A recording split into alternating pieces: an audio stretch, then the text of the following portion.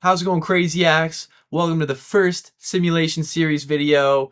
Today, we're simulating Nikolaj Ehlers to see just how well he does with the Carolina Hurricanes, as he's on our first line now with Aho and Jarvis, I believe. I could be wrong.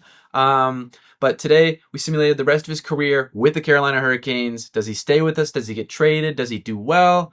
You'll just have to watch and find out. Anyways, let's hop right into the video. So, in a total of 1,507 games played, Ehlers racked up 1,641 points, which included 778 goals and 863 assists. Eventually retiring at the age of 40, still with the Hurricanes, by the way. He dropped down to an 80 overall, which isn't that bad considering he's 40 years old. But speaking of overall, quite frankly, one of the biggest upsets of the franchise simulation, in my opinion, was the fact that he jumped all the way to a 94 overall at his peak. This, plus the statistics based on top of that, in my opinion, cements him as one of the best wingers, if not the best wingers, in Carolina Hurricanes history. Okay, pause in the video real quick. Nikolaj Ehlers in the first season actually racked up 180 points, 84 of those being goals, 96 assists. He was on Gretzky level territory.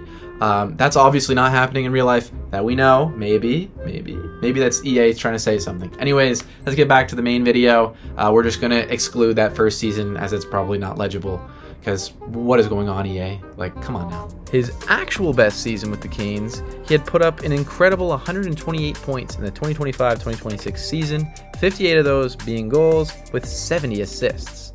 Next was his incredible play during the playoffs, where he recorded 271 games played with an over a point per game average, recording 280 points in total. 140 of those being goals, 135 assists. The Canes were an absolute dynasty throughout this whole sim, and Nikolaj Ehlers was an absolute, crucially important piece to the team. They picked up 8 Stanley Cups altogether with him, and he actually picked up 1 Conn Smythe, as well as several other notable pieces of hardware.